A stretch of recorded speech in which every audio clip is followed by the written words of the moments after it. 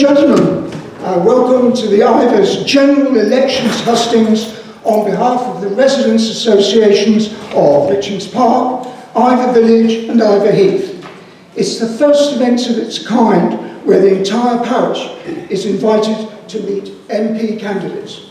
My name is Adrian Nuzzle, a resident of over 35 years, and for your information, fire exits are to your left at the rear of the hall and to your right at the front where you came in, which also leads to the toilets. And may I respectfully ask you to turn off your phones, please.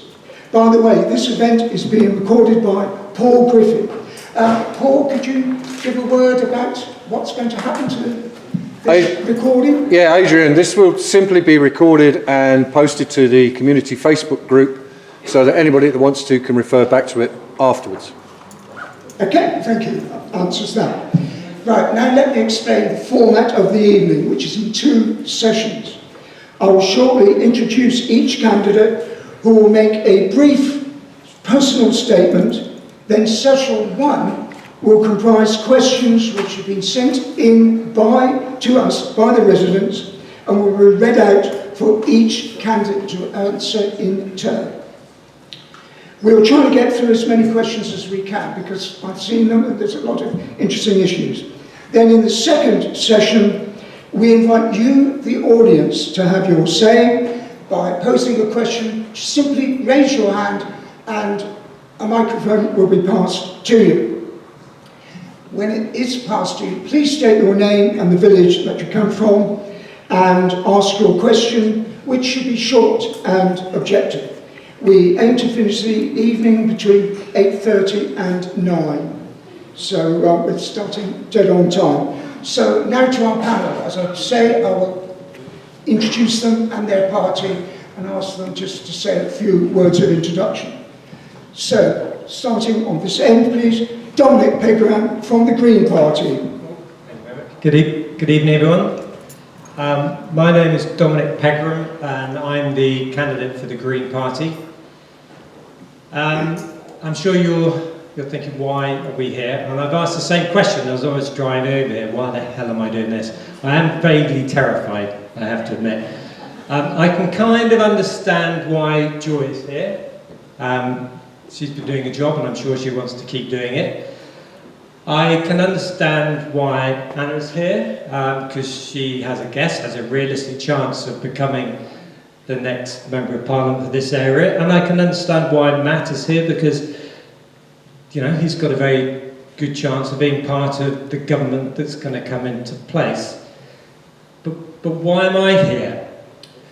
Well, I think the major parties have got us wrong.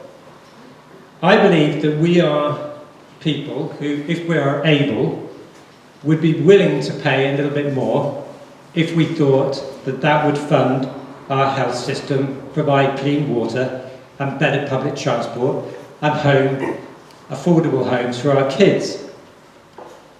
I think that there are some things better in our public hands that are not motivated by profit, but are motivated by the moral obligation to provide clean water, public transport and affordable houses for our children. I believe that if any one of us was lucky enough to be one of the growing number of multi-millionaires, we'd be proud to pay a little bit extra and help those who are less lucky than ourselves and allow them to live with dignity in a fairer Britain. I believe that we all understand the scale of the climate crisis and that if we fail to invest now, then the impact on our lives will be so enormous that our current issues will seem irrelevant. Thank you. Thank you. Right. Next.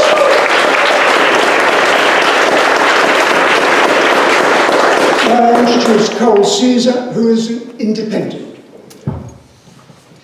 Good evening, everyone. I'm sure a lot of you are probably like, wow, my teenager's on stage. But I'm here to represent as an independent, and I believe that many of us here tonight believe that political parties no longer care about your policies in your community, and they care about controlling the government and obviously not looking at the major problems that we are facing in our communities. So why are we here? Well, it's very simple. As Dominic has said, and I kind of agree on a few things, political parties do not represent us. We see many potholes in our community. We see we have problems with our GP centres, we're not getting appointments, and we are seeing political parties taking kind of a blind eye on our social issues that we're having in the community. And that's why I'm standing as an independent to represent your voices freely, and that I would speak truly to what I believe in the community, not to be hushed or be controlled by a political party. I want to be true and fair, and I want to kind of say what people are afraid to say, because a lot of us are a silent majority, and we want someone to represent our wants in the community, and that's why I'm standing as an independent. Thank you. Next we have John Hudsall, who is from Reform UK. Good evening. I'm delighted to be here in Iver, where once I lived. I have been a councillor for 25 years and leader of a borough council. I'm a Conservative. I believe in small government, enterprise, ambition, the individual, compassion, low taxation, competence, the rule of law, freedom, personal responsibility, free market economics, fiscal responsibility, sovereignty in the Union. I'm extremely proud to be an Englishman. The UK has a long history of achievement, values of tolerance, compassion and patience. I'm a strong Brexiteer.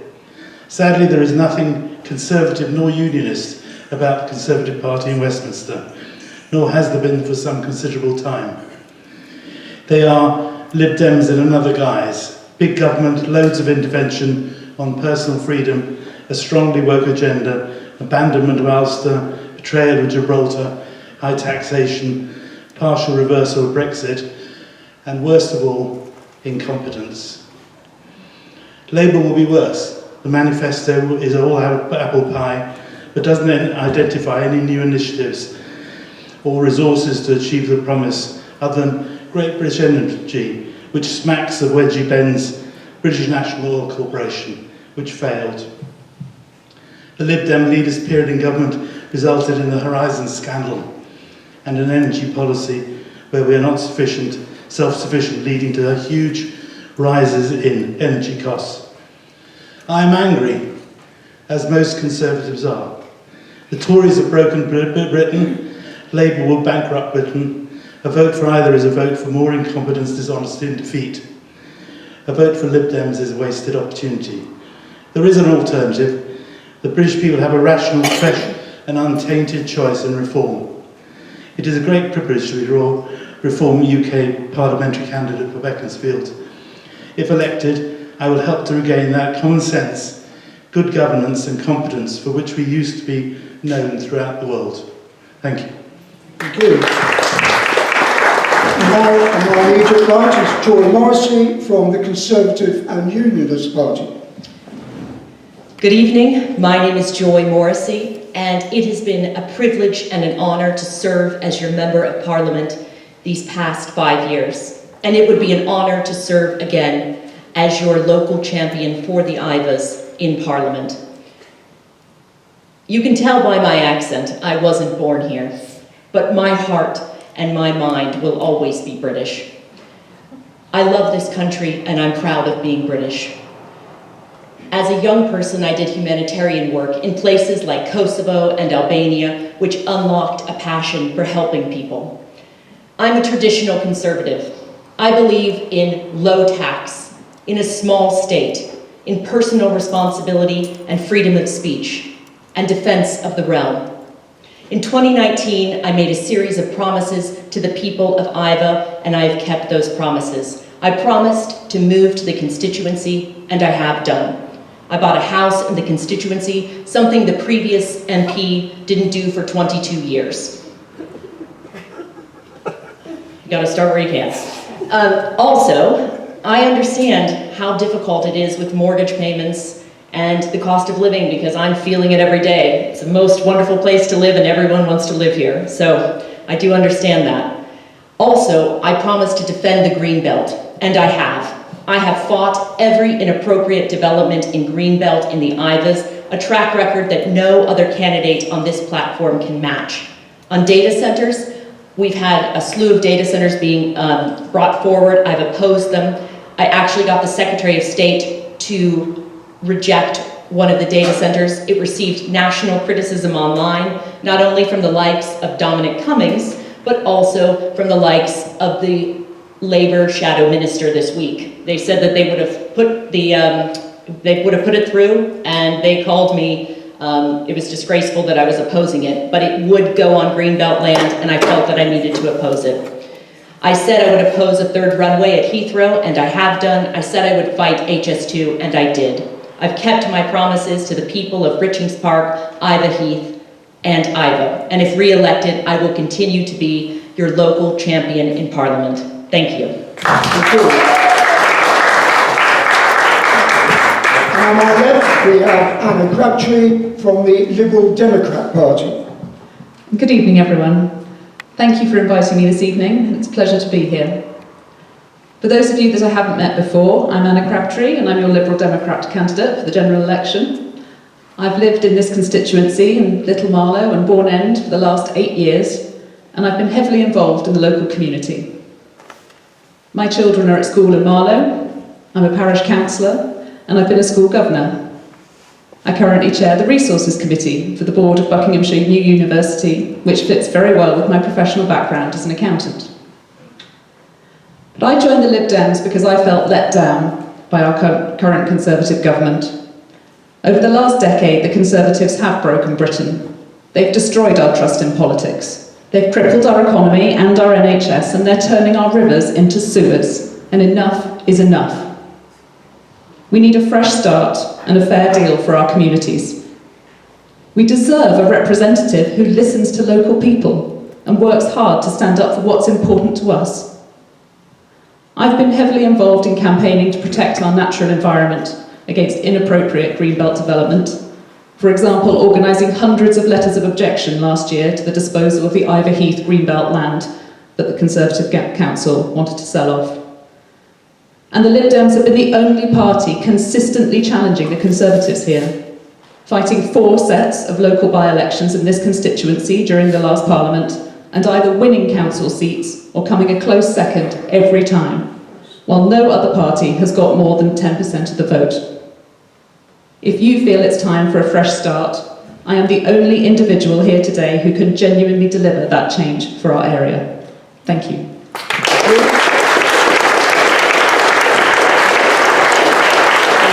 Is another independent. Good evening. I just want to thank the Iver Residents Association for putting this event on and for all of you for turning out. I think it's really heartening to see people engaging with the political process.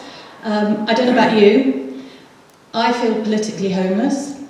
That's why I decided to stand. I believe the party politics system is broken. And that's why I wanted to stand as an independent, because as an independent, I will be accountable to my constituents, not a political party. I will not be working for a political party, and that's why I decided to stand. A little bit about my background. I am genuinely local. I grew up in Bourne End. I went to school in Beaconsfield, and then went to grammar school in High Wycombe. I feel very fortunate to have grown up in this area. It's absolutely fantastic, and it offers some great opportunities and freedoms. My working life, I am a qualified solicitor, specialising in social justice, so I have represented people on discrimination claims. I've been a legal aid housing lawyer. I've worked for Citizens Advice for over 25 years, and in that time I have noticed that the options and the solutions that we try and find for people when they come to us for advice are getting fewer and fewer. And this is a real problem, and it's very difficult as an advisor when you're up against a brick wall with nowhere to send your clients for help. And I think something needs to be done about that. We need to improve solutions for people, and we also need to guard against the encroachment of freedoms. I believe that there's a lot of government overreach, and I think we need to push back on that. For example, the lockdowns. I think now we know that they were incredibly damaging for all sorts of reasons, for children's education, for health and other issues. So I think we need to push back on that. I'm also a seasoned campaigner. I have a long history in campaigning. I campaigned for the No More Page 3 campaign, the successful No More Page 3 campaign, which I'm very proud of. We managed to get rid of that, take on Murdoch and bin it. I've also campaigned for a local arts charity, setting that up in a deprived area. I think engaging with the arts is really positive. And I've also managed to tackle disability discrimination for the Department of Work and Pensions. So that's a bit about me. My time is up. Thank you. Concludes our panel, Matthew Patterson from the Labour Party. Good evening. I just want to say thank you for coming. I think actually this is a democratic moment. It's a moment for change. I kind of feel like, I hope that we will have a historic moment in the next couple of weeks in this country, and we will actually see a real moment of change and real progress, not just for this area, but for areas across this country as we see, I hope, a new Labour government. I'm Matt Patterson. I'm local. My family are from South Bucks. We've pretty much as we can work out always been here. When we talk about rivers, they're the rivers I grew up paddling in, the streams I used to play in. When we talk about the woods and the hills and the farms, they're the farms I worked in, the woods I went and hid in. Burning breeches, is a kind of foundational memory for me. I seem to remember Robin Hood, Prince of Thieves being there and running around the set when I was this high on a day off. It was, I am from here, and that's why I'm standing. Because we need local people who not just kind of understand what's going on, but live and breathe the challenges that local people face. My background is that I've worked all across the world. I spent 5 years in the Treasury, working for Alistair Darling when he was the Chancellor, through some pretty tough times, making some pretty tough decisions, but ultimately working to save the British economy. I've lived overseas, worked in Burma and Myanmar, which is the same place but has different names, during the Rohingya genocide, trying to protect people from violence from the state there. I've lived in difficult situations, and my family situation isn't easy either. I've got 4 kids, one of whom has severe disabilities. So when I talk about the NHS, it's not like an abstract. This is life and death to my family. We need this country to change, because if it doesn't change, families like mine are really going to suffer. And that's why I'm standing for Labour, because I think Labour is the natural vehicle for social justice, for change in this country. When we prosper as a nation, this area prospers too. But we can't cut ourselves off. We can't pretend that the last 14 years have been good for this country. They have not. The Tory party have let us down, they've broken their promises. And what we need now in this area, for families like mine and families like yours, is change. And that is why I'd ask you to vote for Labour. Thank you very much. Thank you. So now, may we have our first question, please? Over to you, Griffin. First one is about HGVs. Iver is unusually plagued by HGV traffic due to the number of HGV operating centres located in the parish. An HGV operating centre is licensed under a scheme known as O licences. It is only possible to object to the issuing of an O licence if the objector can show detriment to themselves as the owner of adjacent land. It is not possible to raise an objection to the effect that traffic to and from the site would have on the local roads or people living on those roads. It also specifically excludes parish councils from making objections. Would you be willing to change these restrictions, and how would you go about it? Right, to answer that, can we start from this end, please, and take each one in turn? Thank you. Thank you very much. This is something that Labour's committed to change. We want to take back, we want to change the system so that HGVs are not going into residential areas, and that we're lessening the impact of those vehicles. It's in our manifesto. It's one of the things that we will do in power. I think also, let's be honest, it's the Conservative government and the Conservative council and the Conservative MP for the past 14 years that have allowed these situations to occur. And it's planning decisions that have put these big HGV parks all around this area that are down to the Conservative council, the Conservative government and the Conservative MP. And so they need to answer the residents why they've allowed the situation to deteriorate to the point where HGVs are blighting people's lives here. And what you'll find under Labour is that we will intervene to build the infrastructure to prevent that happening, but also we'll change the system to make sure that residential areas aren't being impacted by HGVs to the extent that they are now. Thank you. Pippa, please. Yeah, thank you. As a lawyer, I would return to first principles, actually, and I would really want to talk to all the people who are impacted and see what kind of detriment you are suffering, because there may be additional circumstances in your life that make the impact of these... Sorry.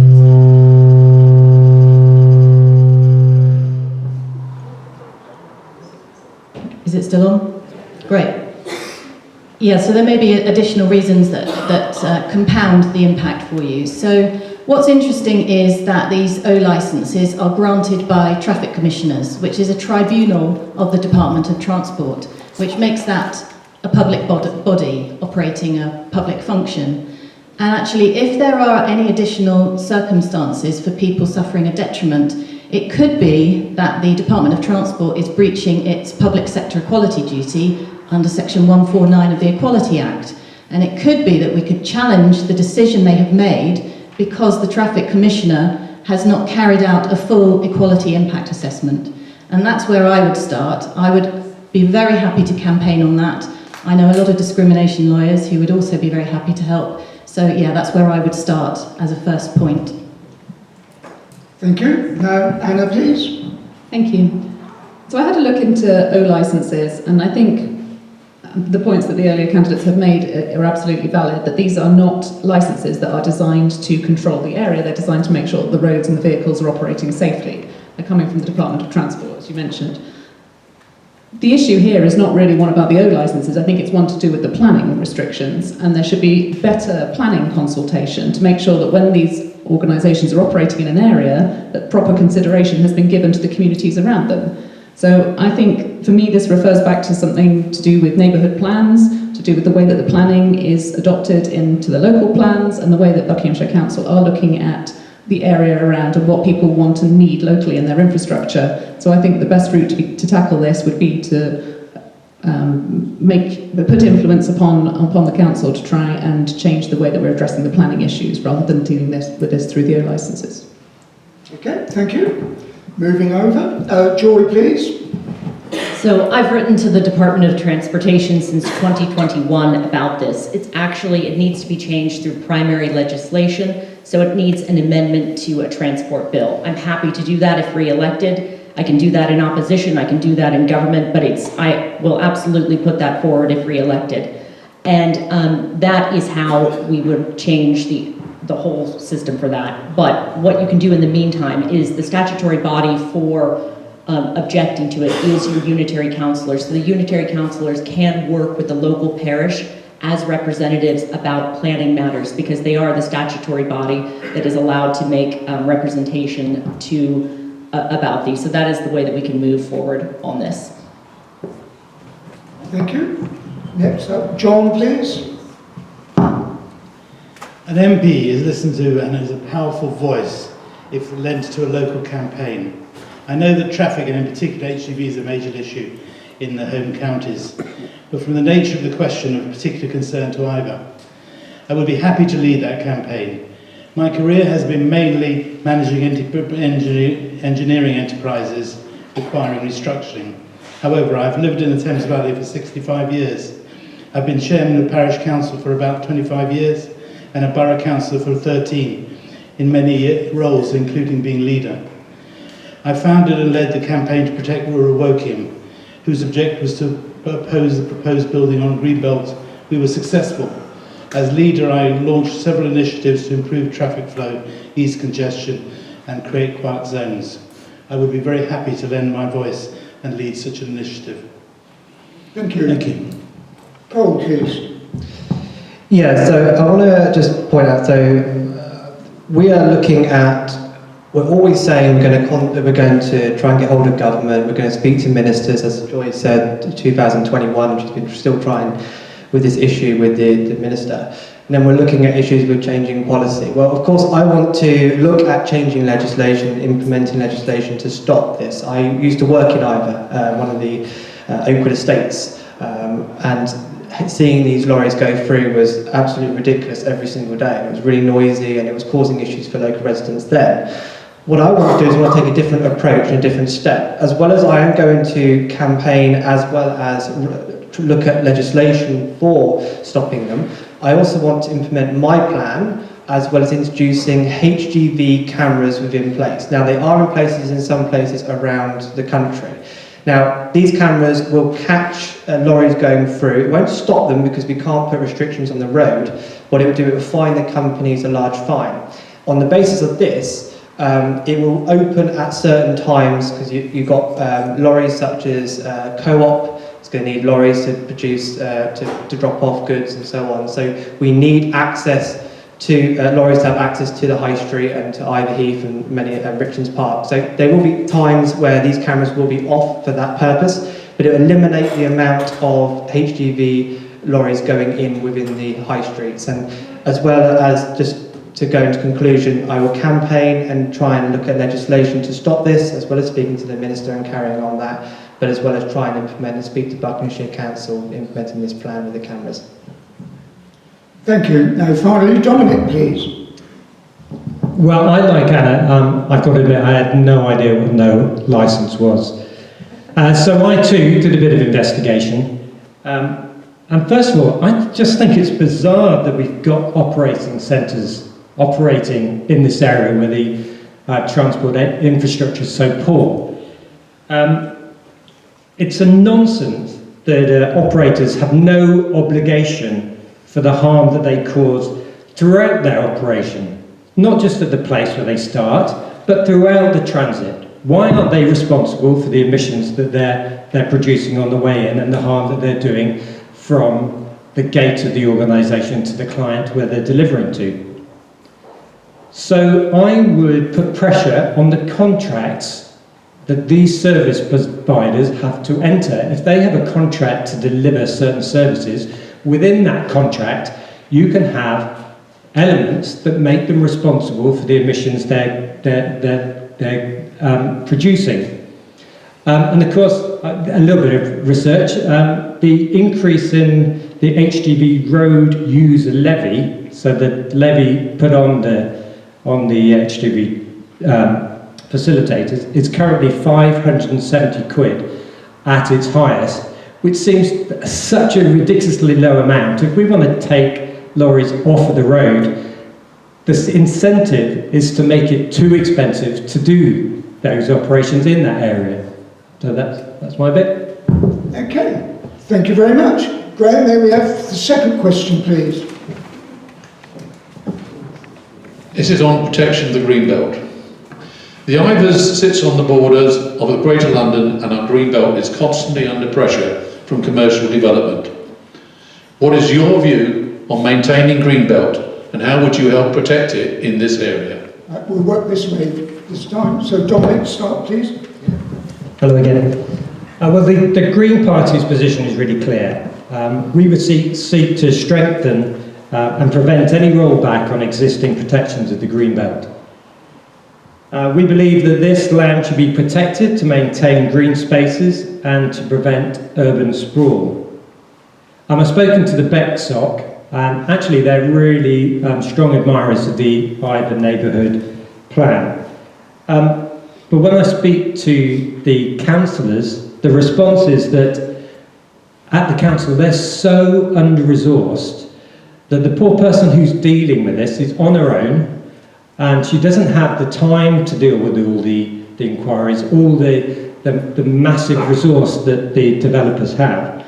And neither does she have the expertise. So she's put in a really difficult position, which means she can't actually defend the urban, the neighbourhood plan.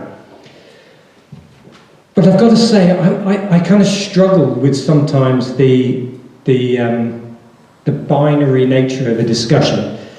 And I saw that there's been a kind of flip-flopping of a plan within Iver to have a ring road around that's going to take the HGV, oh, excuse me, I've completely lost my thought there. So this is my point. So the protection of the Greenbelt. If there was a route around to take the HGV drivers off, then actually we'd be protecting the local character of the area and the transport schemes such as bypasses around towns, village, which is part of the future of transport white paper. So there's a dichotomy between saving the greenbelt and actually making use of it for local reasons to be positive. Sorry, that's rubbish. Okay, thank you. Carl, please. Well, my vision's clear. The greenbelt needs to be protected, especially in this community. I think that it's not to do with, well, of course councils do have problems with funding issues, but let's be honest, councils benefit from developers building on greenbelts. They take a cut of percentage of property so they can put into social homes. It's been done around Burnham where I live, and it's been done around the community as well. So what needs to be done is changing the act that we currently have in place, the legislation. There's too many loopholes that we are seeing with greenbelt.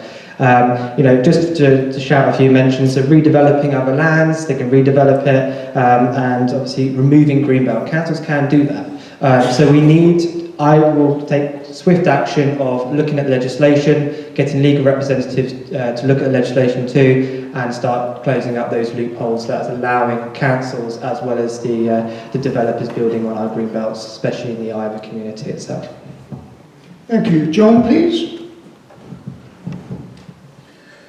It's very interesting that the series of questions that we had sent out to us was first of all protecting the greenbelt and housing. And unfortunately, the two situations are very interlinked. I have a long history of campaigning to protect the greenbelt, and successful history. I mobilised several thousand people, I think it was tens of thousands of people, to protect the greenbelt in Woking. And Beaconsfield, the constituency, is a very leafy constituency because of the greenbelt. However, the counterparty to that is that housing needs to be very carefully determined so that it doesn't create a problem with the greenbelt.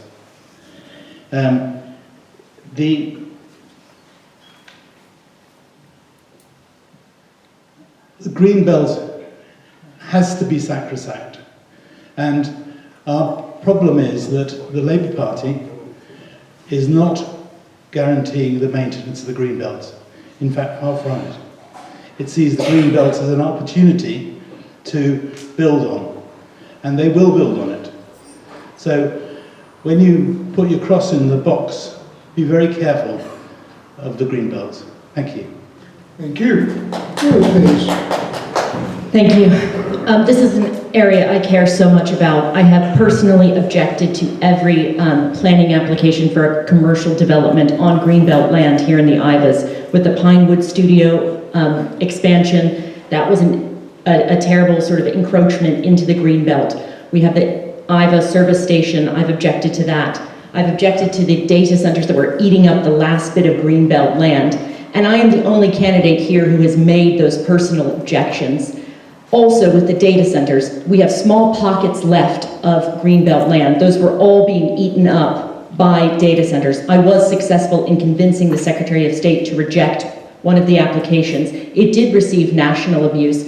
And what I found interesting is this week, one of the Labour shadow ministers criticized that decision and said they would bulldoze over and put those data centers into the Ivers. So if you're going to vote, a vote for Labour is a vote to destroy our greenbelt. They've already said they're going to build homes on the greenbelt. They've already said that this area is sort of the grey belt. So be prepared, it's coming. If you're going to vote for Labour, that is what you're going to get. I have fought tirelessly and I will continue to do so. No matter, this is an issue that matters to me locally, and my track record speaks for itself. Thank you. Anna, please. Thank you. I have also been passionate about protecting our greenbelt, but I do believe that our planning system is the root of the problems here. We currently have a system that allows people to purchase land and then engage in profiteering, essentially, as they put forward applications that can be developer-led, seeking to make profits from building on greenbelt. We need to reform our planning system so that we turn it around and we do proper national plans that identify what infrastructure is needed, whether that is housing or whether that is data centres, whatever it is that is needed to support our economy and support our population, we need to do a proper consultation, proper plans, and then review what is needed and where it should be. Because around here, as you say, this is not an area that has a lot of green space left. It is very valuable, and there is an advantage to Bucks Council in selling it off sometimes. So we just need to make sure that we are building the right things in the right places, and we can only find that out by listening to local people. Thank you. Iver, please. Thank you. Yeah, I think we're united so far. That we need to protect our greenbelt. It is a very precious commodity in this area, and we absolutely need to prioritise it. I agree with Anna here about we need to look a bit more deeply into why the greenbelt is in jeopardy. And I think if you look at these plans, like the Wickham District Local Plan and the neighbourhood plans, I mean, these were formally adopted back in 2019. That's pre-pandemic.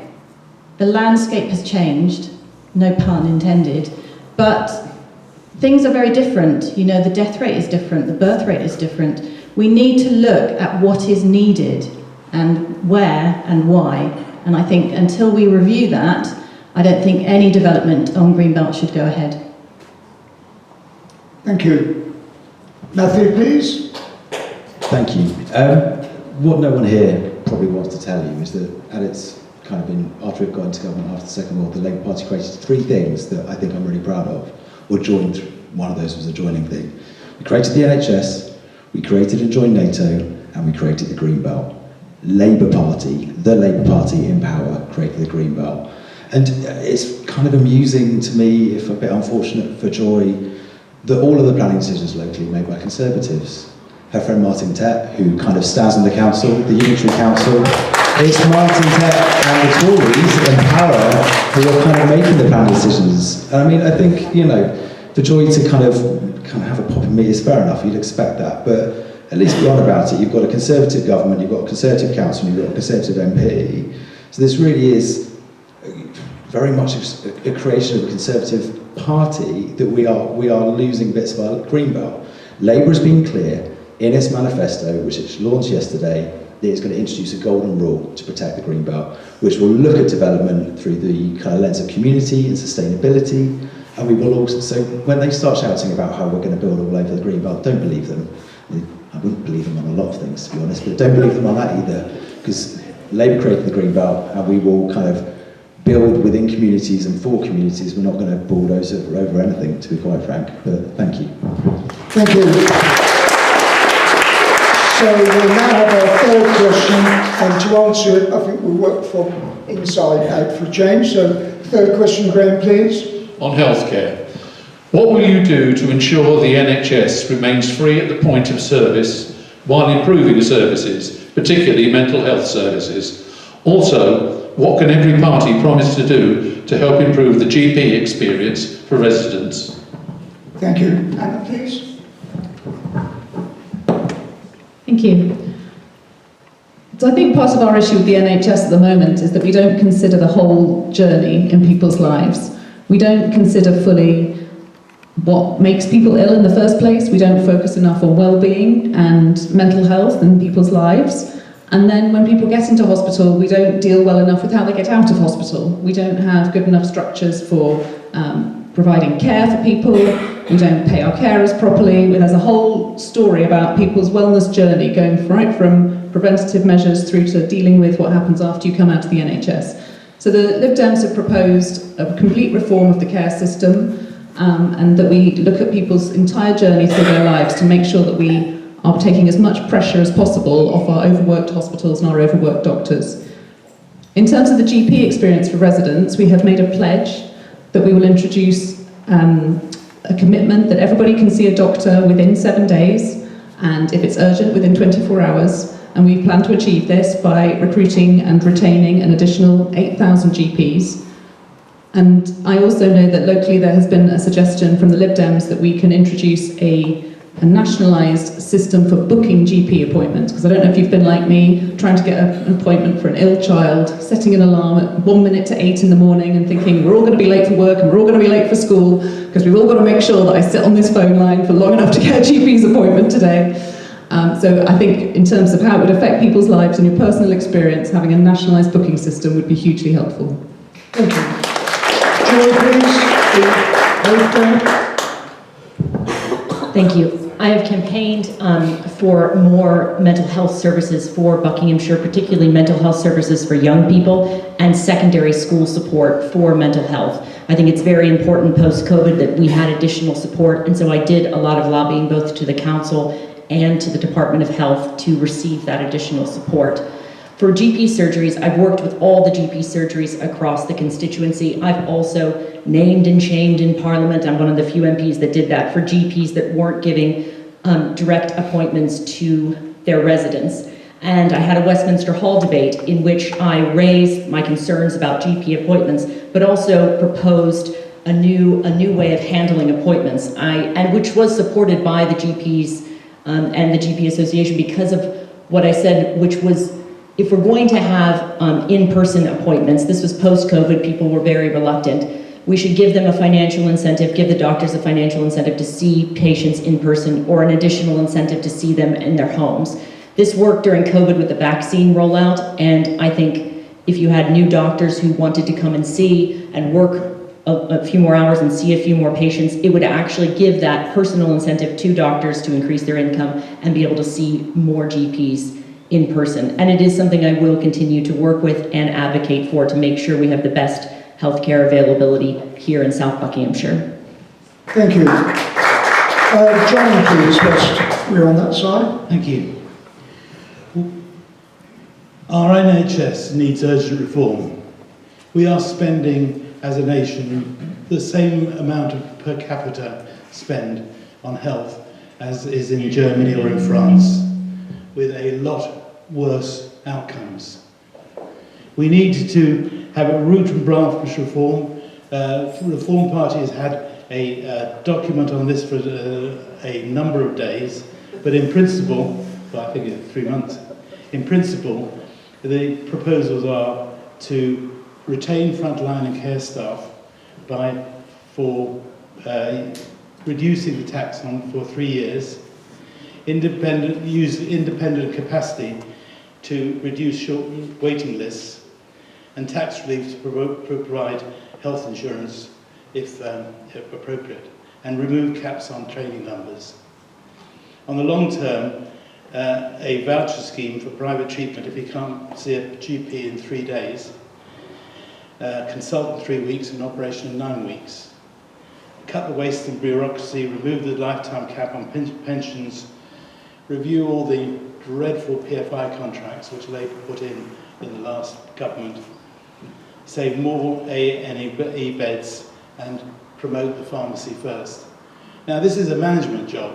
It really isn't a chucking resources at the NHS job. It is getting to make what we spend work and make what we spend work properly. And neither government has really attacked that, because the NHS is treated as a god, an idol to which we must throw ourselves, and we can't criticise it. But it is, after 75 years, it's in urgent need of reform, and our healths depend on it. Thank you. Thank you. Other side, Pippa, please.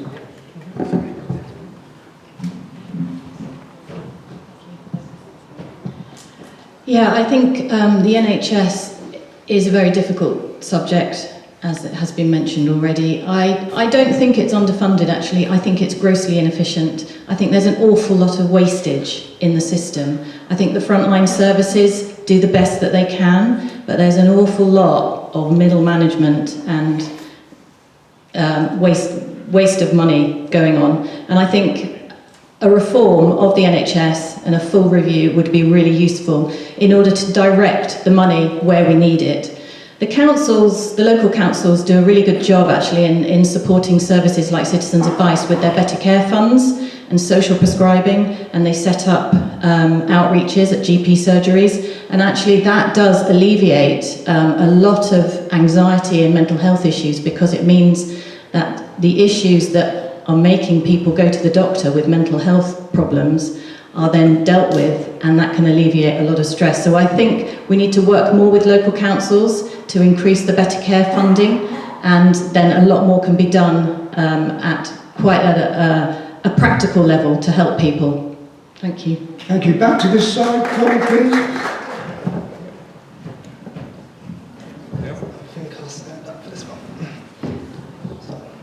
Okay, so I think that Pippa's actually pretty much the same with myself, where reform does need to be changed in the NHS. What we are seeing is, I think everyone here is afraid to say it, but we have many people who are using the service without contributing towards taxes, and the NHS was formed on the basis of everyone paying the taxes into the system. The NHS isn't free. You pay for your taxes, and that's very important. So I think reform needs to be done on the basis of controlling that matter. But what Pippa did say, what I agree on, is that we have lots of waste within the NHS. Most of my family have actually been nurses, doctors, and they have seen a massive issue with multiple managers. They're having 5 to 6 managers before they actually get the complaint through to head office. So we need to start cutting down on the waste within the NHS on the basis of multiple managers managing the same wards, and we need to start cutting down on that, and as well as introducing plans to help stop those who are using the service without contributing. This is not making the NHS private, it is just being fair for everyone, and that's what I want to implement and spearhead to change, most importantly. Thank you. Whilst you've got the microphone, Dominic, please. I'll try and make a better fist of answering this question than the last one. Well, the Green Party will completely resist the sliding into privatisation that's going on over there. So we will fully fund, and we believe that actually, and my experience is, when my sister-in-law's a nurse, and she gets paid the equivalent of an entry-level, with no experience, person within my industry. She's been doing her job for 30 years, and she gets paid less than the person who comes who hasn't done a day in my industry. That is absolutely shocking. When I was recently diagnosed with having epilepsy, and that diagnosis took 10 years to happen. Not because there was something incredibly complicated about my type of epilepsy, it was because each appointment was a year after the previous one.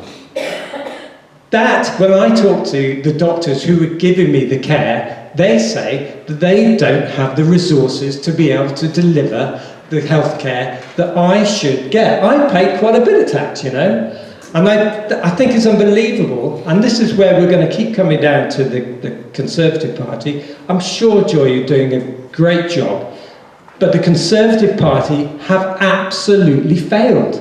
I can't, on every issue that we've had. And to be honest, it must be so embarrassing to have to answer these questions when you're always talking about what you're going to do as opposed to what you've done. And the Labour Party are just slipping down the same route. I found it astonishing. Thank you. Thank you.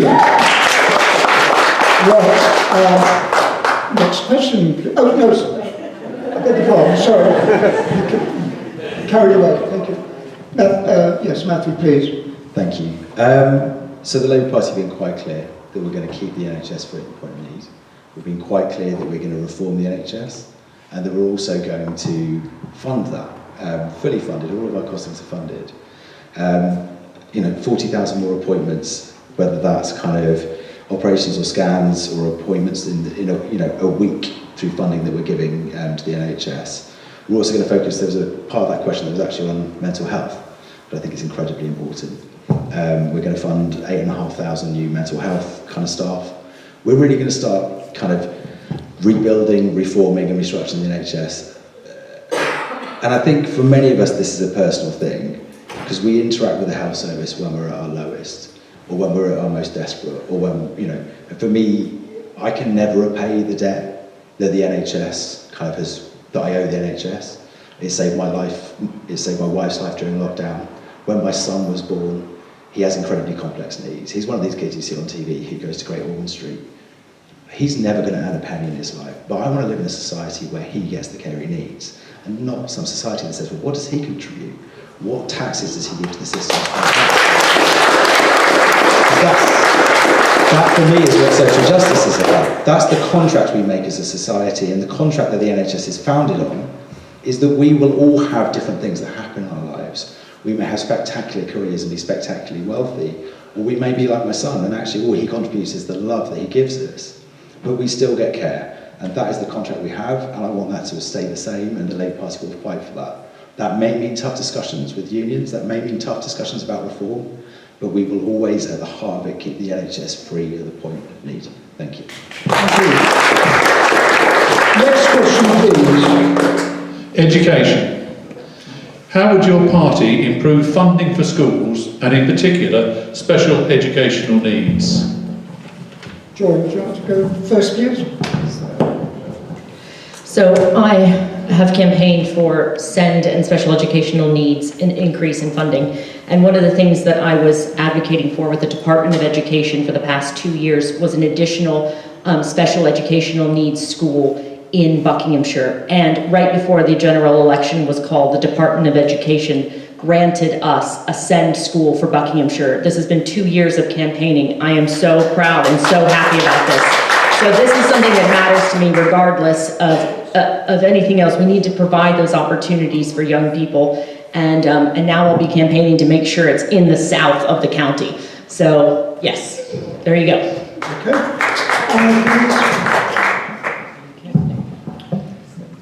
Education. Thank you. So I understand, I've spoken to a lot of people locally about the concerns they have about SEND provision in Buckinghamshire, because it has been failing for many years and the council has failed to deliver the support that people need.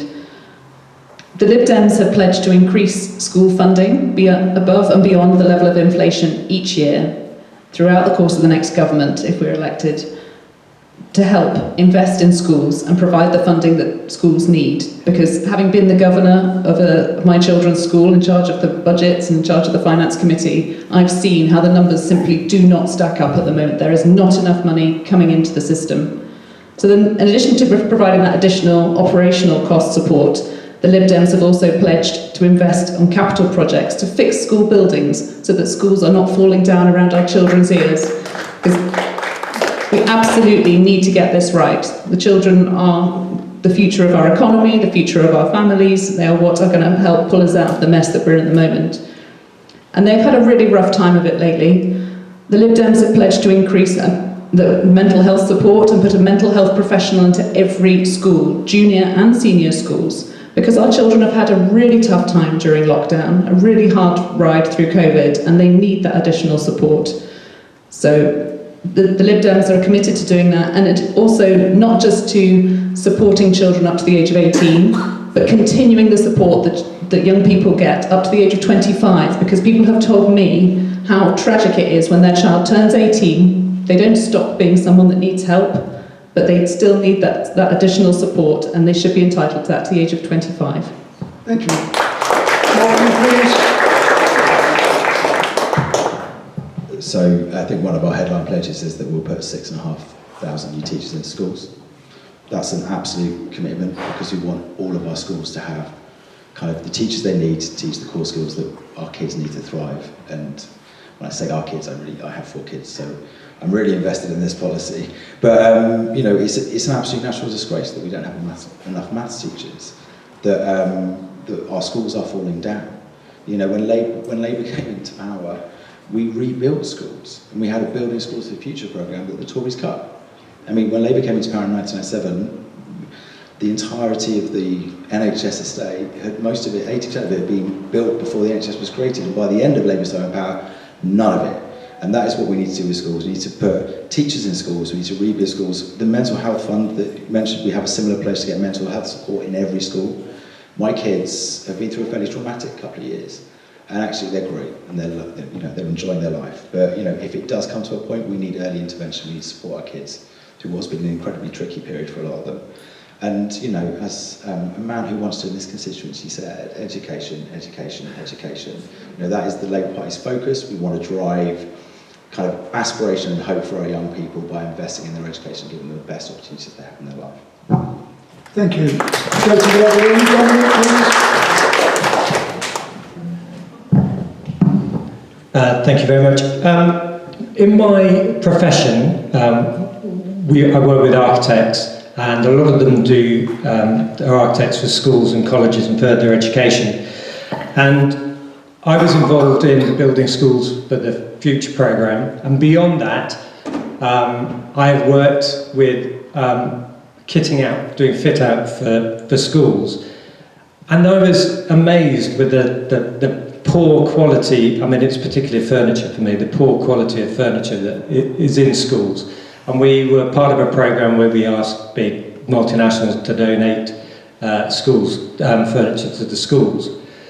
But more broadly, the impact that the space within a school can have on the learning potential of a child is enormous, and I think that's completely ignored. I went on a trip to the Netherlands, and the school system there has vocational and academic side by side. They're not two separate things within the same building, which are within walking distance of the local community. These people weren't the young people weren't shipped to another area. They were working within the same building. So you had Volvo sponsored the mechanics department for young people learning to do car mechanics. You had hairdressers, but you also had the biology labs, the chemistry labs. That feels like an holistic approach to education that we should be adopting. Instead, we have these crumbling buildings, which again have had no kind of investment over the last 14 years, and we seem to be rolling backwards. It feels like my kids went to a grammar school in Buckinghamshire, and they were incredibly lucky. But even there, the resource for teaching humanities was getting less and less. When we go abroad, the thing that people say how wonderful Britain is often our theatre, our film, our musicians, but we're not giving the young people the opportunity to do those subjects. By concentrating on all the science-based, we're missing out on this huge opportunity. And actually, some kids are just being alienated, and they're drifting, and then they don't get the support they want. Just before I wrap up, I went to the final degree show of artists yesterday, young artists, and I looked at them. There's so much creative energy in that place. They were a diverse bunch. They were people from more different gender, and they were people of ethnic diversity. It was an incredible place. And my worry was, where are they going to go? We provided them education. Where are they going to go next? Thank you. Whilst you're there, Cole, please. Again, I think education needs reform. So first of all, we need to keep teachers on the job. We also need new teachers too. I believe, and I will spearhead this plan of introducing a foundation scheme that allows for the government to pay for new teachers' qualifications, which means the government will pay the grants, all the university fees. They agreed that they would work in the education sector for 5 years in the public sector, which means they can then go off into private if they wanted to and so on. But it holds at least 5 years for teachers to come on and stay in our public schools. Secondly, regarding poor furniture and funding within the education sectors, luckily some of my parents are actually in the education sector. The biggest problem that they have when it comes to the furniture and prices is they have to choose the furniture from a book that's been given by the council, which means they're highly priced items. You can easily get items from anywhere else online for a lot cheaper. But because it's got to be safe, it's got to be registered as safety, and all of the furniture to be secure for school, it's like 3 times the amount. So this needs to be looked at and changed, and that's something that I would do. Firstly, I want to look at a short-term and long-term for education. So firstly, on the basis of the system, we keep talking. I don't think anyone on this panel has said where they're going to get the funding from to support schools, to rebuild schools, to upgrade schools. Firstly, I believe that the issue is we are spending £12 billion a year on foreign aid, We need to cut back on that and put back into our education sector and NHS and much more. Which means if we allocate £3 billion each year for over 3 years, that's £9 billion that can be put into our education sector in our schools. On a short term, I believe that we should be offering free public transport for any children, obviously in the secondary school sector, or only to be paid from the school to their home. I don't really know, can give them free transport around the UK, but given that means that it cuts costs for parents as well, and that's a big concern parents are having with schools closing and problems with the transport costs that we're seeing. And it's not a large amount. Taking that foreign aid, not ending it all, but taking some of that means we can fund it into our public schools, which is most important. Thank you. John, please.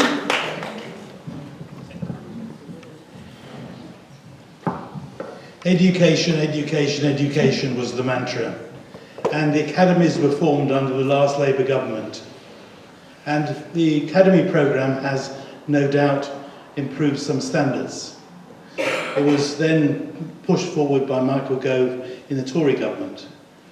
But the academisation programme was based on two tenets. One was that the school was responsible for its budget, and the other one was that the parents have a choice in schools. By having a choice in schools, the local authorities have now been faced with an underfunded, a huge bill for home to school transport. Parents are very unhappy, and it's even more underlined by the special needs sector, where children are travelling huge distances. I ran a council for a number of years, and the special needs funding was a nightmare. It's a nightmare because nobody's funding it. It's an infinite loan which the central government is giving to local authorities, which they are supposedly going to have to pay back at some stage, or not. But it's just a black hole. I built 3 special needs schools in the borough, and immediately they were filled up with people from out of borough because of the choice aspect. You can't restrict people. So the academisation programme was only partially done, and it transferred the management and the teachers to a school, but the infrastructure remains in a black hole. Nobody's responsible for it. The infrastructure is a long lease which the school has, but the local ratepayers are the only people who can actually pay for the infrastructure, but they have no responsibility to do it. So the whole of the education sector needs reform, either back to the local authorities or forward to academies, and academies which are properly funded. The per capita payments which they currently have do not cover infrastructure payments. So you will get, in the next 10 years, more and more holes in roofs and buckets and all these sort of things which we're very familiar with. The Labour Party manifesto is silent on this, completely silent. It says half a teacher per person will solve a problem, and it won't. The local authorities or the academies have to have the accountability and responsibility and authority to sort their own problems out. And it's not going to be easy. Thank you. Thank you. And finally, Pippa, please.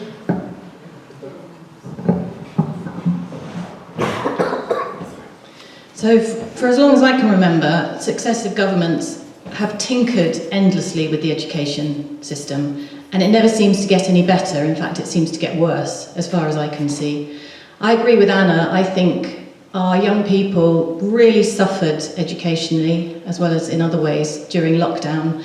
And as an independent candidate, I would support any party and vote for policies that prioritise our young people's education. I have 3 children, they're adult now, one of whom has autism. and they were at university when lockdown happened, and they had a terrible, terrible time, and their mental health suffered terribly, and they didn't get a refund on their tuition fees. But that's another conversation. But what Cole said about funding, I think, is interesting. I might go further. I might say we seem to have plenty of money for funding war, but where's the money for funding our children's education? Because they are the future, and it doesn't seem to be prioritised at all, and I think it needs to be. Thank you. Next question, please. Can I ask you all to be a little bit briefer, so we've got more time for questions from the floor? Thank you. So, Graham, please. This one's on funding social care. Currently, around 80% of Bucks Council's budget is spent on adult and child social care, leaving virtually nothing for things like cutting grass on verges and the cost of school transport. Do you believe this is reasonable, or should social care be a national taxation item paid for by central rather than local government? Right, we'll go down the line again, starting with Matthew, please. I get to start first a couple of times. This is good. So I think it's interesting you raised the Buckinghamshire County Council. Buckinghamshire County Council was, enthusiastic about cuts, and actually was quite happy to not take grants from central government, and now it finds itself in a parlour state where huge amounts of its budget are being taken up by adult social care and special educational needs. And I declare an interest in special educational needs. My son is at a SEND school in Buckinghamshire. I think that we need to be honest about the choices that the Conservative Council has made, and actually we need to be honest that it's found itself in this state on our behalf through self-inflicted damage. And actually, it has been really tough for the past 14 years at local government. Local government across the country is struggling. We have a real issue about funding.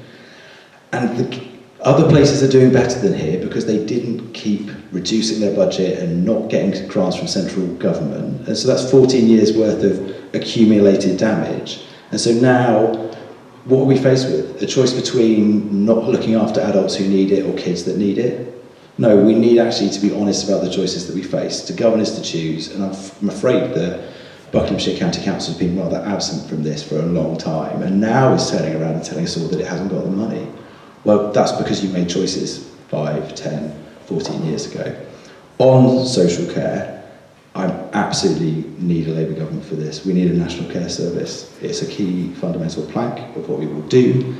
I manage the social care for my son with my wife, because the agencies were ripping off the state, to be quite honest, and the agency actually got dismissed that we had because it was so badly managed. The system is leaking, it needs reform, and actually we need a national care service to raise standards, to raise professional standards and working standards, and that's something that over the next 5-10 years the Labour Party will work to introduce, so that actually we have a social care system that works. Anyway, thank you. Thank you. Pippa, please.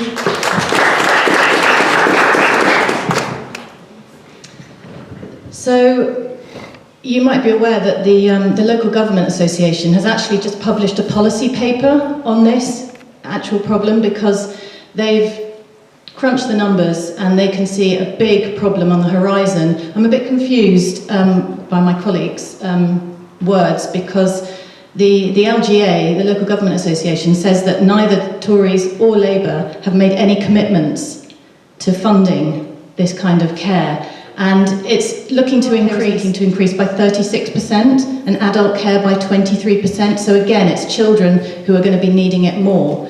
And I think that parties really, really need to commit to this, because it's not just Buckinghamshire Council that are really struggling on this, it's neighbouring councils, it's a problem everywhere. I've worked with Bracknell Forest, I've worked with RBWM, I've worked with Slough Borough, and they all have a big deficit in their budget because of this issue. So I think whoever comes into government really needs to tackle this head on and make some real commitment on this issue, because it's a big one.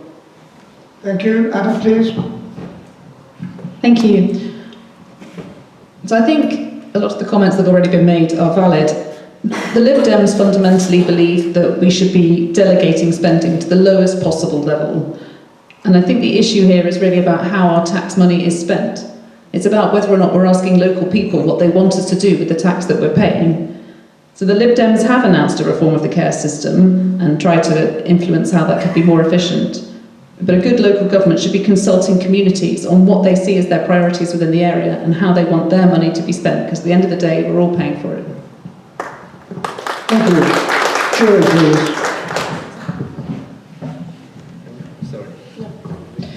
So I've raised this, and this is a personal issue probably for me that I would continue even if re-elected. Also, we are carers for my mother-in-law who had 3 strokes. She can't walk, she can't talk, she's peg-fed. So no one understands how challenging the care sector is to navigate than I do and my husband.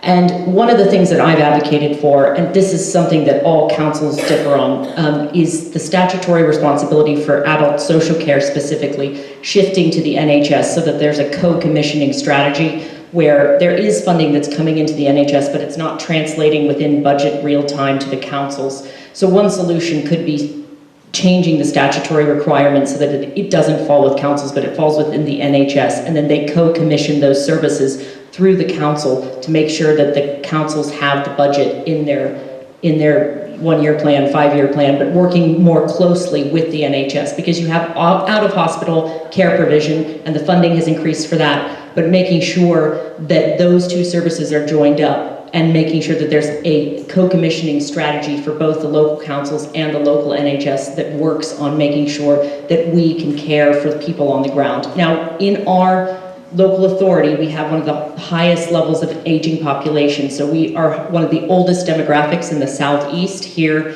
in this constituency. So aging population is something that I care very deeply about. It's personal impact on my life, and I will always and will continue to champion this issue. I did in Parliament, and I would continue if re-elected. Thank you. John, please. As I previously mentioned, I was leader of the Woking Borough Council and steered it through COVID and the local plan. Local government organisation and its finances need complete reform. Every council spends the largest proportion of its budget on adult and children's services, but its duties are determined entirely by the central government, and its government grant by an interesting thing called the deprivation index. The discretionary element of a council's activities is very small, and particularly after the coalition's austerity. Somehow, listening to Matt here, we seem to be sort of going back to the future, because the Labour manifesto is completely silent on social care, and as is the Tory. And it's completely silent. In fact, the amount of money which needs to be spent in adult social care and children's services is such that it's not funded.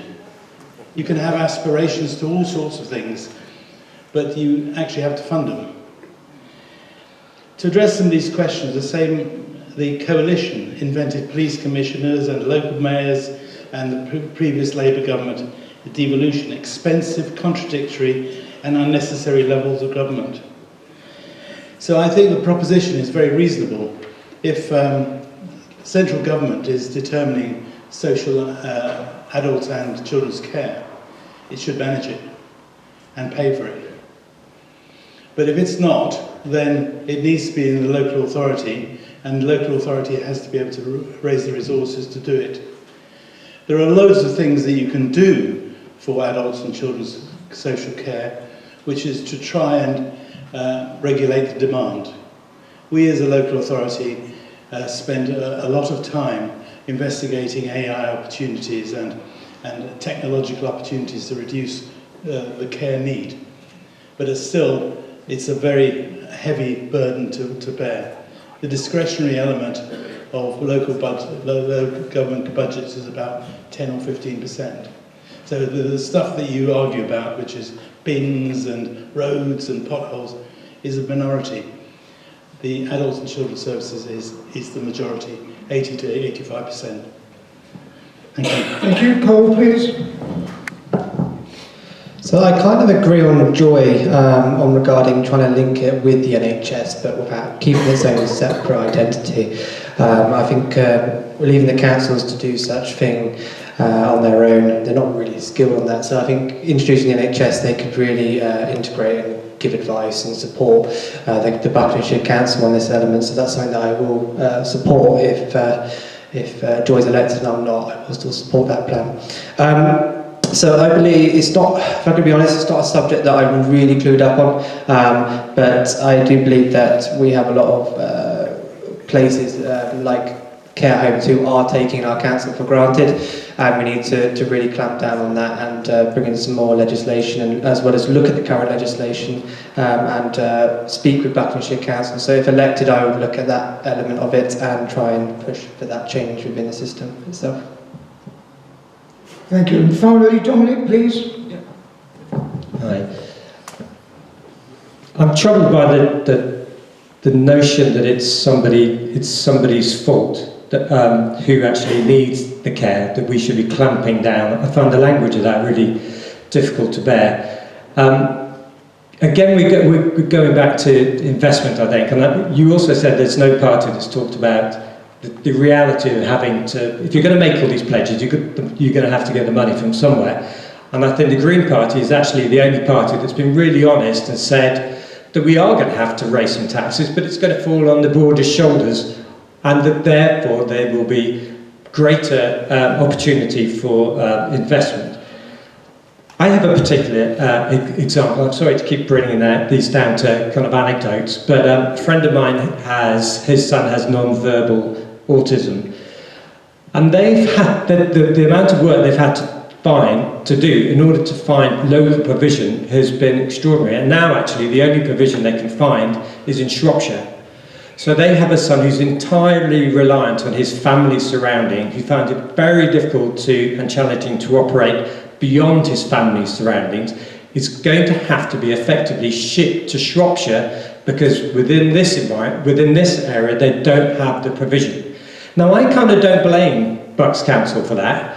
I think if they don't, nationally the taxation should pay, and if the council tax doesn't pay enough, then central government should top it up and provide the money that's required. And the Green Party is honest about how we would get that taxation and enable local councils to flourish.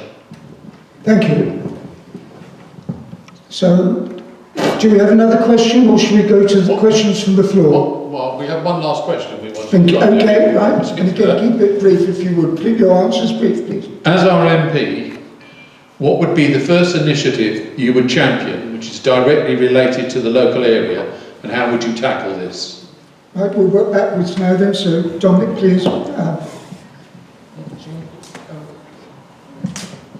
I would go for local housing. I did a quick Google before I came, and I saw a kind of average house in the Iver area, 3-bedroom, semi-detached, was 700,000 quid. So I did my little mortgage calculator, and if that had been a new build and it had been affordable housing, you can expect 30% off. If you had a deposit of 40,000, and I think good luck to anyone getting that who's starting their life in a young family, the repayment on that mortgage would be 2,500 quid a month. If you didn't have the discount for affordable housing, if you just bought the house that I saw, it would have been 3,500 quid. I look at my kids as they're now 25. I can't imagine how they're going to afford £3,500 a month, as well as all the other costs that is thrust upon them. I don't think that they can see a future in the next 10 years of their young adult life when they can have kids, where they can plan where they're going to live. They're going to have to start looking miles away from their community, away from the community that's here, away from the family, away from all the infrastructure that gives them that kind of support. And that is a shocking indictment. Thank you. Moving on, please. I mean, there's so many issues to choose from, but I believe regarding Iver Heath and Richards Park, I believe the HGVs are the most important one. I wanted to kind of elaborate on what I said earlier. So, with the HGVs, we're seeing many of them coming along. There's obviously issues with regard to the O licences, and many candidates have said in the cabinet on the table here tonight. And I will work at looking at that legislation and the laws in regards to the O licences. But I believe the best thing for this community is to implement the camera scheme, where it catches those HGV drivers who are driving down our high streets. And as I said, elaborate on what I said earlier in regards, I used to work in Iver High Street.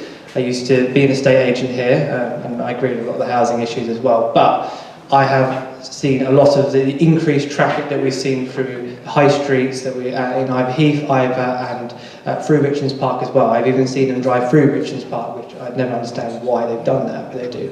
So I will champion for HGVs and try to stop those coming through our high streets is most important for me. Thank you. Moving down, please. John. There's a famous line in Evita which says, politics is the art of the possible. And sitting on this table, it's extraordinary that we seem to be disconnected on the fact that there is a war in Europe, the country is pretty bankrupt, so promises made which involve money aren't going to be realised. In terms of the question, the first initiative would have to be determined by local concern. An MP is there to serve the people, and therefore he or she is there to express your concerns, not invent their own concerns. And so if I were privileged enough to be your representative, then I would need to find out what your concerns are. And Beaconsfield is a constituency where there's a whole load of different communities which have different concerns. And therefore it is to determine those concerns. I agree with my colleague here that it would seem that Iver is, the major concern is the HGVs, and I want to try to take that and to a successful conclusion. Thank you. Thank you. Joy, please. I will be battling to save the Greenbelt here in the Ivers. They already call me the NIMBY of Westminster. I wear that with a badge of honor, and if I'm in an opposition, you can bet I will be a thorn in the flesh to Labour, making sure that any kind of building they want to do on the Ivers has me objecting to everything, as vocal as I possibly can be, and fighting for your issues that matter here.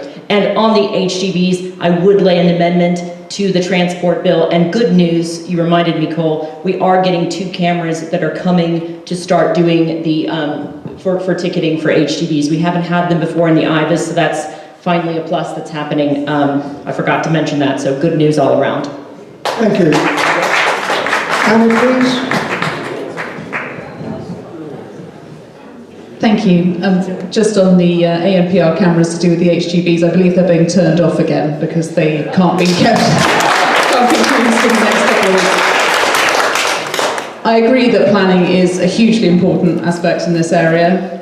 I think we've all discussed how we're going to try and prevent the Greenbelt being built on, and housing is also another issue which I completely agree with Dominic's point about, that it's taking away the vision for the future that our young people should have today, and the Lib Dems have pledged to build 380,000 new homes every year throughout the course of the next government. But one thing that we haven't talked about very much about what affects this area is sewage in our rivers. And I'm surprised that that hasn't come up yet. So whilst we have the opportunity to mention one more thing, I thought I'd mention that the Lib Dems would like to turn our water companies into public benefit corporations, so they have to actually pay attention to what the public want from them rather than just being beholden to shareholders. We wouldn't allow any bonuses to be paid to the water company executives whilst they're still pumping poo into our rivers. And we would like to set up a clean water authority to replace the cosy relationship that Ofwat has with the water companies at the moment. Thank you. Thank you.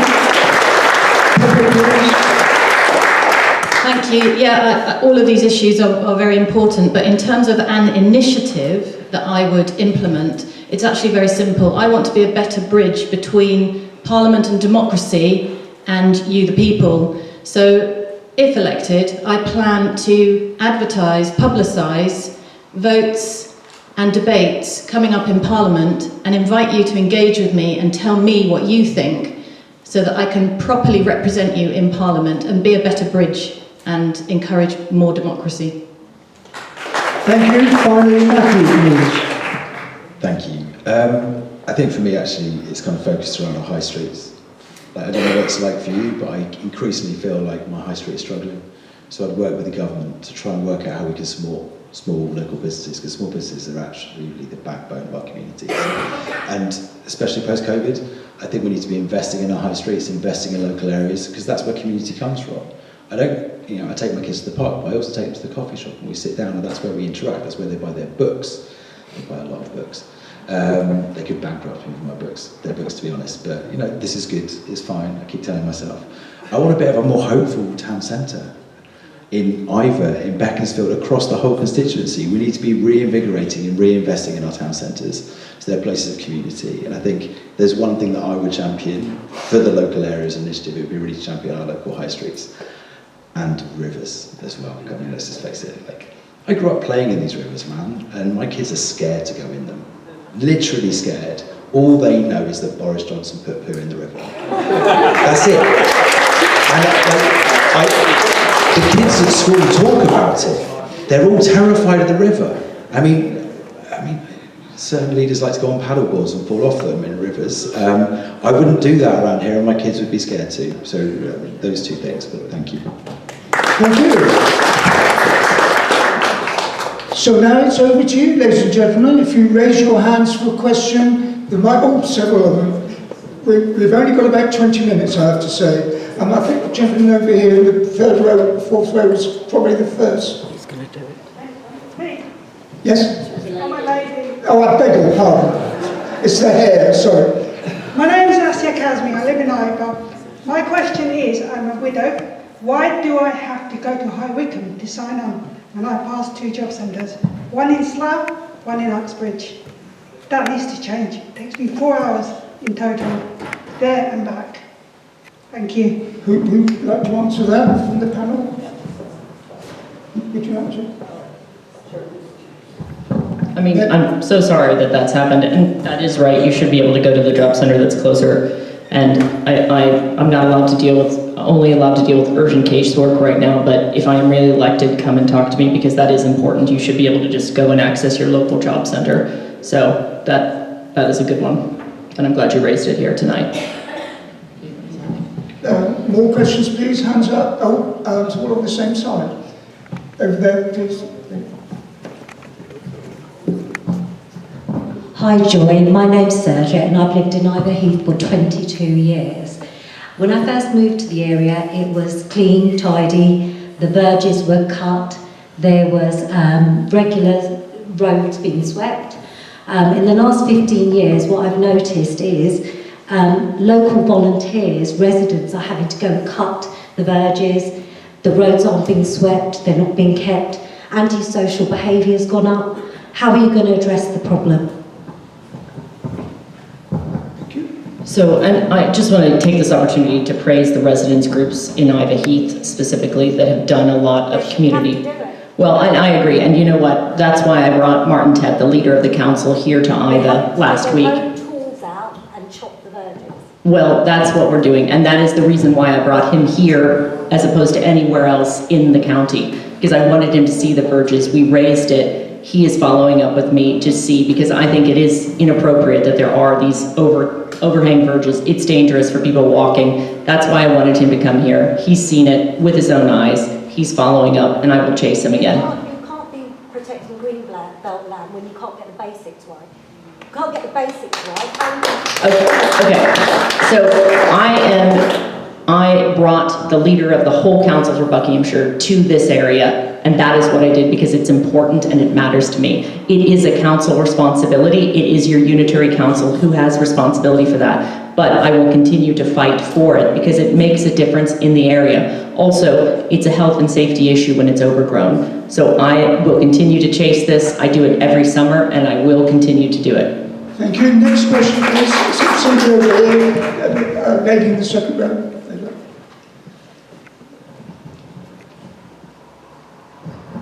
Hi, my name's Sonia Sisk and I live in the Iver Heath area. I am a little concerned of one question that hasn't really been raised, is the state of the education and the lack of secondary school down in here. Dartmouth had shut down the local secondary school 30 odd years ago and promised to ship the children by coach for about 30 odd years. That expired in 2019. I now face having to spend up to £2,000 a year to send my child to Chalfont on a bus, doesn't turn up, is unsafe, there's no monitoring on these buses, they break down, they're overfull. What are the candidates going to do about getting us a secondary school which is desperately needed down here? I'm a governor at the local infant school and it is just shocking that we do not have anything south of the A40 or even in Denham. So I'd like to have some answers or what candidates are going to do to address this situation quickly. Thank you. Can somebody over there, Joy, answer that? Yes, Joy. Yeah, where do we start? So Cole and then Anne, and then we'll move on to another question. So the problem with this is there's an algorithm, and the government council, I don't know who, to be fair, that deals with it, but there's a system where they measure the population, they measure the schooling and the amount of spaces that are in the schools. And what's happening is they're saying to us, they don't need a secondary school in Iver, they don't need a secondary school in Burnham, and so on. And at the moment we're just listening to that and saying, yeah, that's fine. But we need to now take a stand on that and start changing this algorithm. We shouldn't be following an algorithm. We know exactly what's happening in our community. We're seeing more and more children, there's a higher population, there's more families appearing. People are coming from London into these areas too. This algorithm isn't taking into consideration those elements, and that's something that I will campaign for, to push, to change, just to ignore the algorithm and start looking at what we have faced and what we're living in the community as. Thank you. Anna, and then Joy wants to come back. Thank you. Thank you.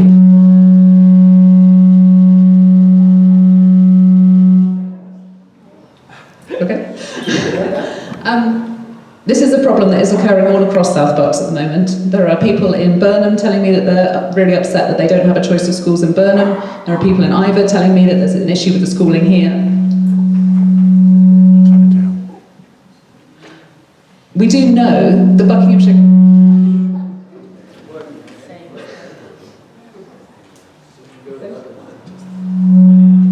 Doesn't like my face.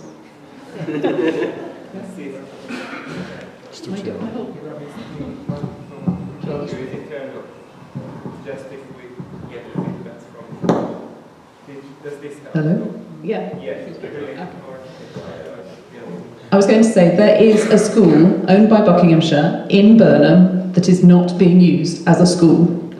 And one of the things we could do immediately is request that Buckinghamshire Council start allowing children to go to school in Burnham and stop using it as a film set and raising extra money in Burnham as a film set by allowing children who live in Burnham and Iver and other places in the area to go to school there rather than having to go all the way up to Chalfonts. The problem is that Burnham is not really that much nearer than Chalfont.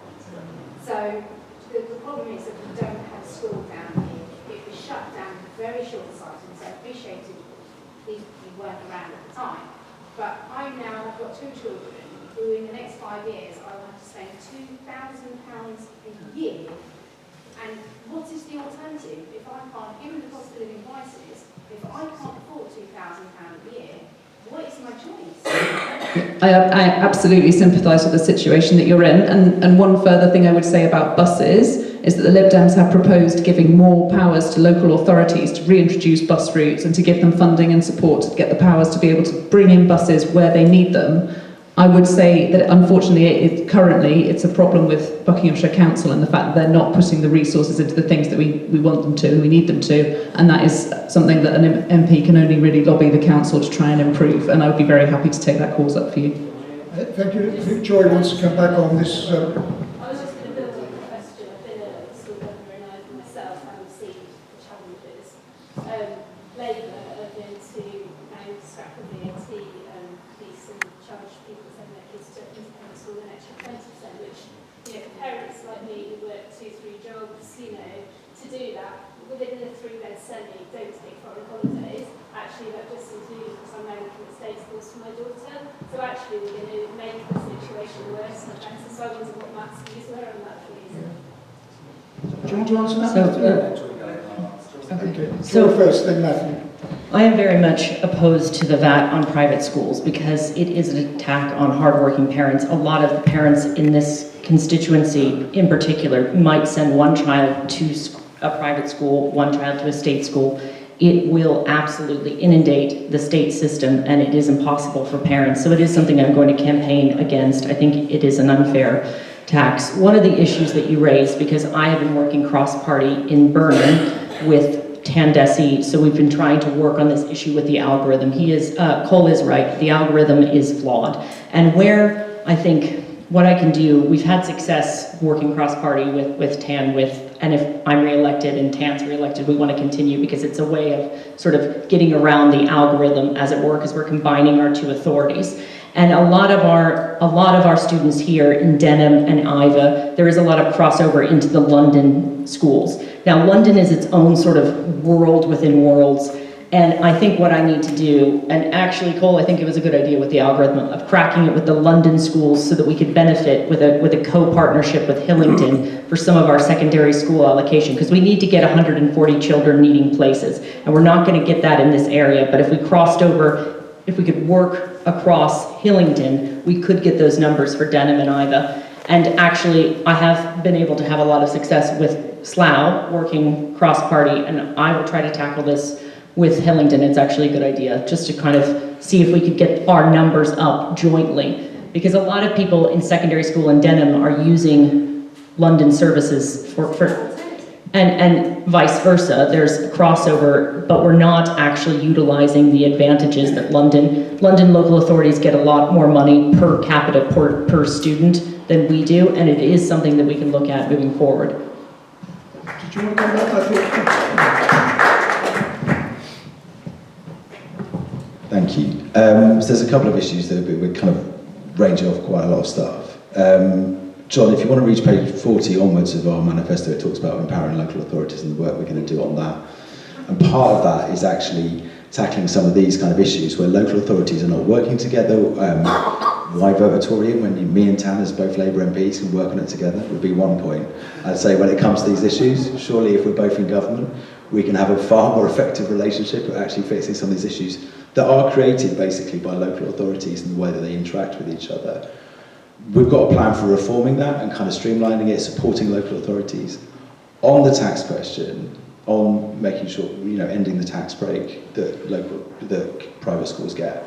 I understand that it's hard, but this is about 6,500 schools, 6,500 teachers in schools for everyone else. And my parents worked very hard. We didn't go on foreign holidays, and I went to state schools. And I understand that it's hard for individual families, but at the same time, we need to invest in our kids for the whole country. And the money that we're taking from the tax break to private education will fund a whole raft of measures for the 93% of kids that don't have the advantage of private schools. Thank you. Now, another question from the floor, please. The lady in the middle there.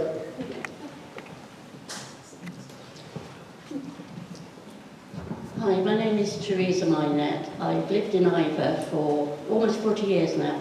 And I have to say, this is the first time I've ever come face to face with any prospective MPs in my time here. That's not why I wanted to. I worked in the NHS for almost 50 years as a learning disability nurse. Very proud to have done so. I earned my time, but for the last 14 years I have been guardian to my now 18-year-old grandson. For 40 and a half years, I have fought and begged social services, health, anyone you could come to for support for this boy. I knew he had problems. The school knew he had problems. They got counselling for him. So here we are now, he's 18. March 2023, I was informed, we will assess him. What a miracle, eh? This is the year before his A-levels. We finally heard 4 weeks ago, 2 weeks before his A-levels started, that he has autism. Now that child has missed out on all the help he should have had throughout his education. His A-levels, it's too late for getting any of the concessions that people get for that. So he is going to leave school with nothing. He's a very bright, intelligent child. He has been let down by this government very, very badly. By social services, and by the health services in South Bucks. How are we going to stop this happening to other children? I don't know what his future's going to be, because come with the results all are out in August, what's he going to get? Ungraded. Are any of you going to take on an 18-year-old autistic boy, very, very bright, but without any qualifications? How are you going to stop this happening again? Right, who would like to answer that from the panel that hasn't already spoken? Right, thank you. I think this may be the last question. Am I right there? Well, I'm sorry you had that experience. I know how frustrating it can be, and also the fact that you had the benefit of working in the NHS as well, so you had a lot more information and ins than other people might have. I went through a very similar problem, and it's really heartbreaking. And I think that we need to create much better awareness around autism and other special needs, so that they are picked up earlier in school, and these children do not battle their way through school and are called disruptive or difficult and all the rest of it through no fault of their own. They just haven't been diagnosed properly. So I would be pushing for much better awareness and support in schools for that kind of thing. Yeah, absolutely. But what happens to him? He's 18 years old, and his life ahead of him now is empty. He is depressed. He cannot see any way forward. This lady knows, she sees him most days. She's a neighbour. 18 years old, and he thinks he's on the scrap heap. And of course his mental health is going to suffer from that, yeah. An 18-year-old shouldn't be having mental health issues. Because he has depression on top of it. You probably know this as well as I do. He has depression on top of this because he said to me, "Nan, what future is there for me?" How can I answer that? Can anyone tell me? How would you answer it if it was your child? In fact, he's not my child, he's my grandchild. I'm 75 and I am still battling for this boy. Joy, can you answer that for me? Yeah, please do. Yeah. Yes. And this, I think, will be the very last point. Thank you. I am so sorry for your grandson, and that is horrible. And thank you for doing everything that you can to help him and to be his advocate. And I am so sorry that this has happened. And please come to us even after this. I'd like to get your details, because we are care advocates. We do it as casework for what we do is help families all the time, usually even single parents or individual families navigating the care system. And the hardest part of navigating the care system is that time between 18 and when you cross over from a child into adult social care. And we have had to actually bang down the door of mental health providers, because we also border Berkshire, so we've had people who've been in mental health support, young people, and then they were actually forced to leave because they weren't qualified to go into the adult social care. I've had people that have come to me that were, this is something that we spend more time in my office dedicated to being people's personal care advocates, because the system needs that. And it isn't your fault and your son's fault, I mean your grandson's fault, and there is complete hope for him. And actually, I had a disability growing up. I had parents who advocated for me. I fought the system. We can take it to tribunal and we can fight this. And there are wonderful charities in the local area. I'm 75. Let us help. Let me help. And I'm going to be here for that boy. You have. Who's going to pick him up? Who's going to care for him? His mother can't. She's disabled, which is why I have him with me. Who is going to care for my grandson? Are any of you? Who's going to take him on? You have done. He should know where he's going. Come and see me, because this is something that matters. This is so incredibly important, and making sure that your grandson has the best start in life, and that fighting for him to make sure that he has the best chance and that his diagnosis is something that's used. Absolutely come and see me. This is why I became a member of Parliament. This is what I care about, so please do come and see me. Thank you very much. And at that point, Yeah, we have come to the end, so I do apologise if you didn't get your question read in the first session, or in fact in the second session. I think it's been a very thorough and profitable evening. So it remains for me to thank you all for coming. And obviously our panel of candidates. Thank you all for being very, very civilised, I have to say. And also thank you to the residents' associations for putting this on, and they'd be delighted if you could visit them at the tables at the back of the hall. So thank you all once again, and good night.